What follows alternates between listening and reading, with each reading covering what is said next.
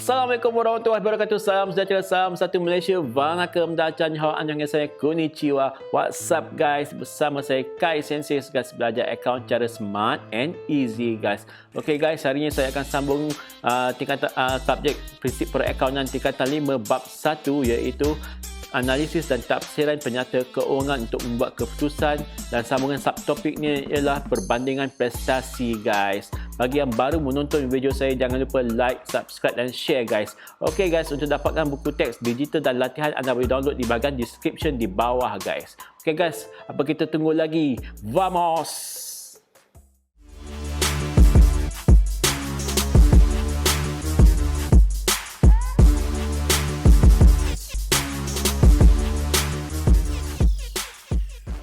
Okey guys, kita sambung bahagian kedua, iaitu bab analisis dan tafsiran penyata keuangan untuk membuat keputusan, dengan subtopiknya perbandingan prestasi. Kita fokuskan pada perbandingan prestasi.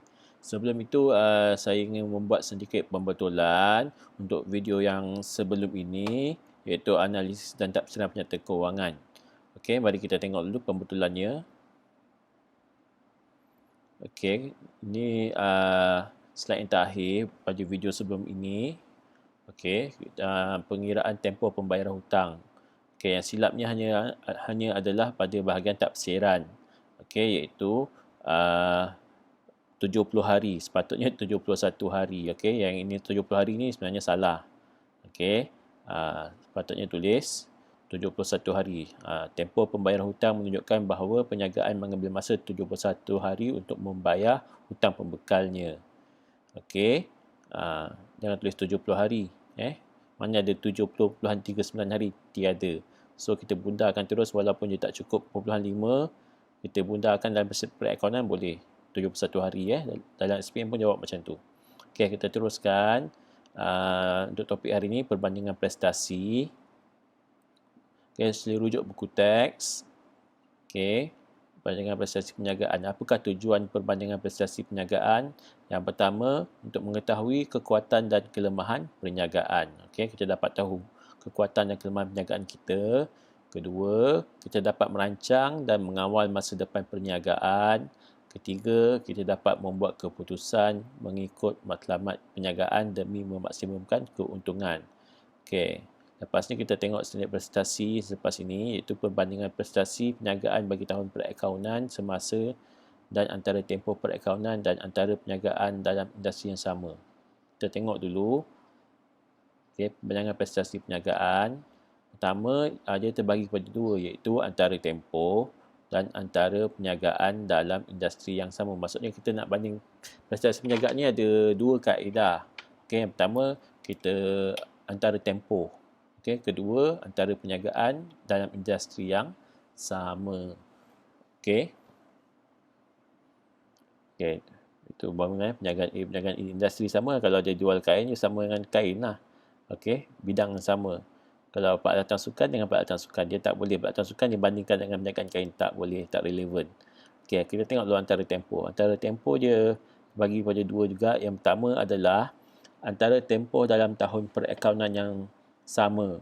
Okay, dalam tempoh setahun tu, okay, kita bandingkan. Maksudnya pertengahan tahun lah, 6 bulan.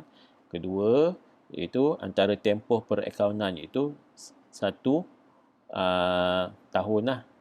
Tahun ini dengan tahun depan kita bandingkan. Okay. Kita teruskan. Standard prestasi tadi kita ingatkan balik, kita pelajar boleh membuat perbandingan prestasi perniagaan bagi tahun perakaunan semasa dan antara tempoh perakaunan antara perniagaan dalam industri yang sama. So, mari kita tengok perbandingan prestasi perniagaan bagi tahun perakaunan semasa di antara tempoh perakaunan. Tempoh ya. Okay, ini soalan dalam buku teks, contoh 11. Okay, dia tunjukkan penyata keuangan perniagaan Zuhail, ditunjukkan.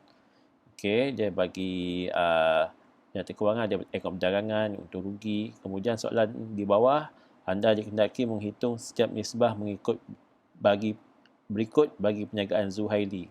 Pertama, peratus untung bersih atas jualan. Kedua, pulangan atas modal. Nisbah semasa.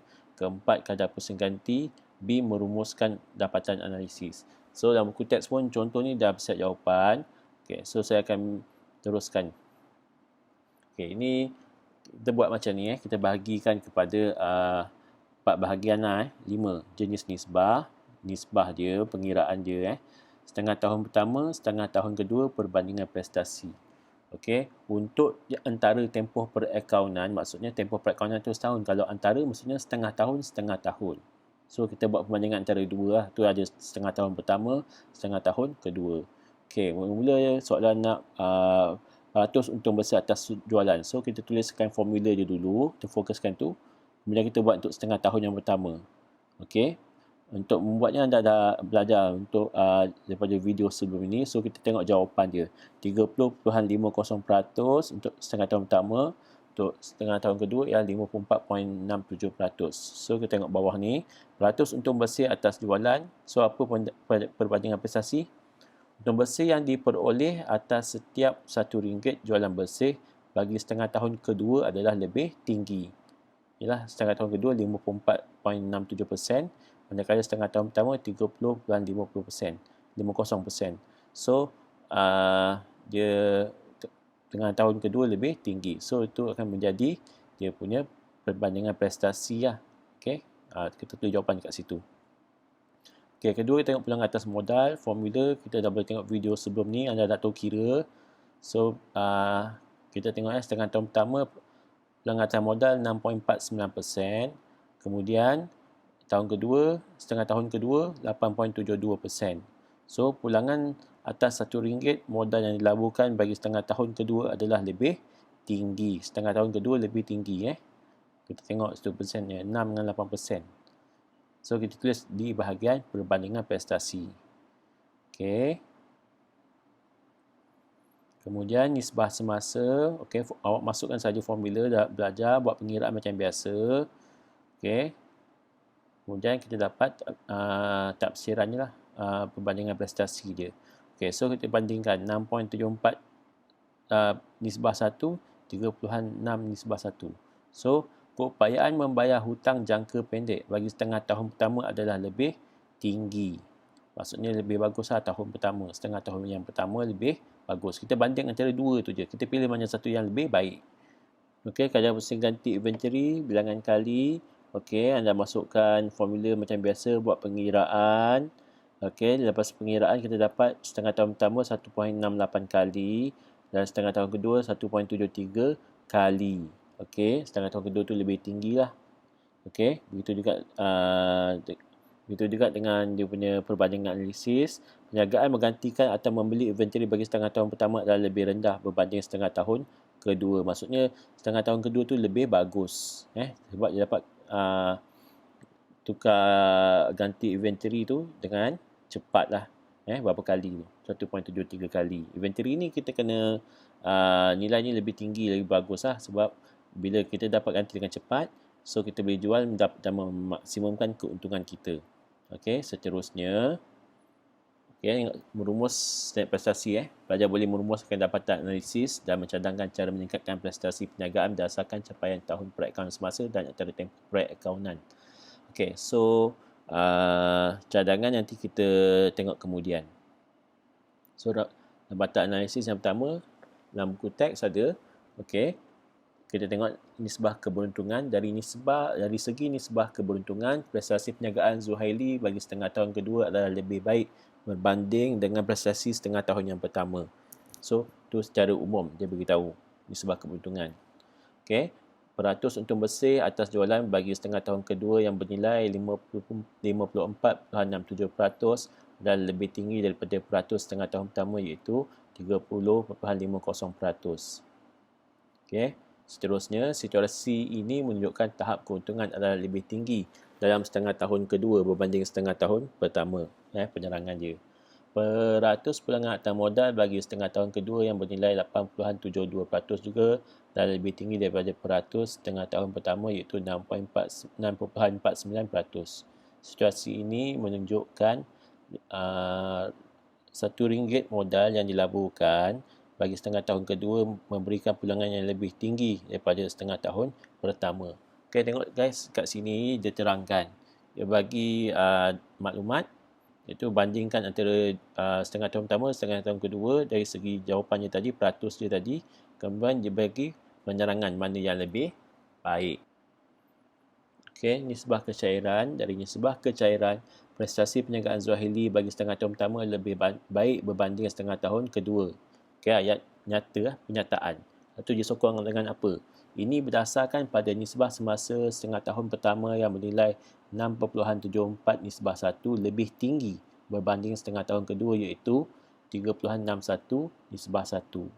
Itu penerangan dia lagi. Situasi ini menunjukkan, kesimpulan dia, situasi ini menunjukkan keupayaan perniagaan membayar hutang pada setengah tahun kedua menurun. Berkemungkinan disebabkan oleh berlakunya peningkatan yang tinggi dalam akaun belum bayar iaitu dari 3,500 kepada 8,500. Seterusnya, nisbah kecekapan. Dari segi nisbah kecekapan, prestasi perniagaan Zuhaili bagi setengah tahun kedua adalah lebih cekap berbanding setengah tahun pertama. Okey. Ini berdasarkan kepada nilai kadar pusing ganti inventory yang dihitung menunjukkan bahawa dalam tempoh setengah tahun kedua, perniagaan telah menggantikan atau membeli inventory baru sebanyak 1.73 kali. Lebih tinggi berbanding 1.68 kali dalam tempoh setengah tahun yang pertama. Itu kaedah dia, rumusan dia bagi kenyataan disokong dengan ayat bukti dan kesimpulan dia, penerangan dia. Okay guys. Seterusnya, kita tengok perbandingan prestasi untuk dalam tempoh perakaunan tadi semasa. Ini saya terangkan sedikit sahaja. Ini soalan dia. Dalam tempoh perakaunan ni, kaedah dia lebih kurang sama. Kita tengok soalan dia. Tengok maklumat tambahan. Semua jualan dan belian adalah secara kredit. Anda hendaki membuat perbandingan prestasi tahun 2016 dengan prestasi tahun 2017 bagi perniagaan menara maju dan merumuskan dapatan analisis. So, macam soalan tadi, dia dah nyatakan antara dalam tempoh perakaunan tadi, dia dah bagi tahu dia nak peratus untung bersih atas jualan, pulangan atas modal, kadar pusing ganti stok. Macam ni dia bagi tahu secara umum. Dia secara umum maksudnya anda kena buat semua sekali. Nisbah keuntungan tu keempat-empat kena buat, nisbah kecairan dan kedua-dua kena buat dan seterusnya lah nisbah kecekapan. So beza dia hanyalah nisbahnya semua sama. Cuma awak kena senaraikan semua sebab dalam soalan dia tak bagi tahu dia nak nisbah mana satu, so kena buat semua sekali. Beza tadi dekat atas tu, tajuk dia nisbah sama. Cuma tadi setengah tahun pertama, setengah tahun kedua. Yang ini awak tengok ditulis 2016, 2017. Beza je kat situ. Bagi satu nisbah keuntungan dia bertambah lah. Kemudian perbandingan prestasi, ayat dia berubah sikit lah. Tokokan bagi tahun 2017 lebih tinggi berbanding tahun 2016. Dia banding ikut tahun. Tadi banding ikut setengah tahun pertama, setengah tahun kedua. Beza dia itu sahaja. Kita tengok seterusnya. Kita tengok perbandingan je saja. Benarnya sama. Soalan dia. Rumusan analisis pun sama juga. Nisbah kecekapan akan dibuat ketiga-tiga sekali. Tadi dia soalan antara dalam tempoh. Tempoh semasa tu. Kita buat kadar pusing ganti inventory sebab soalan minta macam tu. Ni soalan tak nyatakan, so kena buat tiga-tiga nisbah kecekapan. So beza je pun sama juga bila perbandingan prestasi, pelajar kena bandingkan antara 2 tahun. Ayat diubah lah. Itu juga bila rumusan dan dapatan analisis dekat bawah ni pun sama juga. Kaedah dia sama, bandingkan macam mana pun sama, cuma bezanya tahun lah. Tahun pertama, tahun 2017 berbanding tahun 2016. Macam tu. Ayat yang lain semua sama. Guys. Next. Standard prestasi merumuskan dapatan analisis dan mencadangkan cara meningkatkan prestasi perniagaan berdasarkan pencapaian tahun semasa, perakaunan semasa dan antara tempoh perakaunan. So, macam mana cara-cara untuk meningkatkan prestasi perniagaan? Ni kadang-kadang selalu keluar ni dalam soalan SPM, cara-cara meningkatkan prestasi perniagaan ataupun masa nak buat kerja khusus. Okey. Pertama, meningkatkan jumlah jualan dengan menambahkan unit keluaran. Jualan boleh ditambah melalui perniagaan dalam talian. Okey. Yang pertama. Kedua, mengurangkan kos jualan dan belanja operasi melalui kawalan dan penjimatan. Okey. Ketiga, menggiatkan aktiviti promosi untuk menarik pelanggan. Perniagaan juga boleh memperkenalkan produk dengan menyertai pameran. Seterusnya, meningkatkan pelaburan untuk menambahkan modal perniagaan. Okey guys. Kita teruskan. Selanjutnya prestasi, perbandingan prestasi. Ni kita tengok antara perniagaan dalam industri yang sama. Okey, kita tengok soalannya. Okey. Ni industri yang sama. Okey, kita tengok penyerta kewangan Ajum Enterprise dan Nourish Enterprise. Kita tengok penyerta kewangan saja yang menjalankan perniagaan dalam industri yang sama bagi tahun 2017 ditunjukkan seperti berikut. Okey, industri yang sama, dia bagi maklumat tambahan. Anda dikehendaki membuat perbandingan prestasi keuangan Anjum Enterprise dengan Nourish Enterprise dan merumuskan dapatan analisis. So, apa yang kita kena kira? Kesemua nisbah tu kita kena kira lah. Nisbah keberuntungan, nisbah kecairan, nisbah kecekapan. So, beza dia sama dekat atas je tajuk dia. Jenis nisbah, analisis nisbah sama. Cuma tadi kita buat yang sebelum ni tempoh perakaunan 2016-2017. Kali ini kita bandingkan antara dua syarikat, dua perniagaan yang berbeza iaitu Anjum Enterprise, Nourish Enterprise. So, bila perbandingan kita tak bezakan tahun, kita bezakan antara syarikat. Tengok contoh yang pertama tu, tokokan Nourish Enterprise lebih baik, lebih tinggi berbanding Anjum Enterprise. Perbandingan tu penting. Ayat dia. Bezakan, bandingkan dia antara nama syarikat. Okay. Kedua, kita tengok margin untung kasar Nourish Enterprise adalah lebih tinggi daripada Anjum Enterprise. Okey. Pengiraan semua sama. Okey, cuma bezakan macam tu je. Okey, syarikat mana yang lebih bagus? Mudah, nisbah keuntungan, nisbah keberuntungan, nisbah kecekapan. Buat semua sekali. Okey. Seterusnya, nisbah kecekapan pun buat ketiga-tiga, bandingkan juga antara dua syarikat tersebut. Okey. Pada jawapan yang dapat tu, okey, kita bandingkan macam kita dah buat awal-awal tadi, cuma bezanya kita letakkan nama syarikat, bandingkan antara syarikat. Okey guys, ni soalannya tadi. Okey, so selanjutnya prestasi seterusnya itu merumuskan dapatan analisis dan memilih perniagaan berdasarkan prestasi. Okey, kita tengok. Okey, ini tadi analisis pengiraan yang kita buat. Okey, yang pertama kita tengok nisbah keberuntungan. Okey, keuntungan perniagaan menunjukkan untung Nourish Enterprise lebih baik berbanding Anjum Enterprise. Hal ini kerana, tengok ayat pertama dia beritahu mana yang lebih untung. Okey, kemudian dia terangkan satu persatu peratus tokokan, peratus margin untung kasar mana lebih tinggi, peratus margin untung bersih mana lebih tinggi, bilangan atas modal mana lebih tinggi. Satu persatu ada 4 nisbah keberuntungan, satu persatu dia terangkan. Okey, berserta dengan angka dia sekali. Yang penting ayat yang pertama tu, mana yang lebih untung. Okey, kemudian yang kedua, okey, nisbah kecairan, kemampuan aset semasa Nourish Enterprise membayar liability semasa pada tahun 2017 adalah lebih baik berbanding Anjum. Dia beritahu mana lagi baik. Okey, kemudian yang menyokong kenyataannya nisbah semasa dan nisbah ujian asid itulah perbandingan dia, masukkan nilai dia. Okey, begitu juga dengan nisbah kecekapan. Okey, kecekapan mengurus inventory perniagaan bagi Nourish Enterprise adalah lebih baik berbanding Anjum Enterprise. Okey, hal ini kerana penerangan nisbah kecekapan dekat bawah tu. Satu-satu nisbah tu. Okey, itu saja.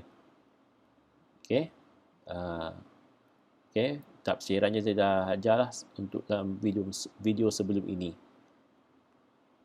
Okey guys. Ni saya bagi tunjuk gambaran yang lebih baik lah. So nanti kita kena pilih syarikat mana yang lebih baik. So dekat sini syarikat mana yang kita desyorkan? Of course lah Nourish Enterprise sebab ketiga-tiga nisbah menyokong dia. Daripada nisbah keuntungan, untung lebih baik. Kemampuan aset semasa, nisbah kecairan dia pun lebih baik, dan kecakapan ngurus inventory dia pun lebih baik. Guys, rasa itu sahaja untuk kali ini. Jangan lupa like, subscribe dan share. Tunggukan video saya yang seterusnya. Sampai kita jumpa dan jumpa lagi. Bye bye. Adios.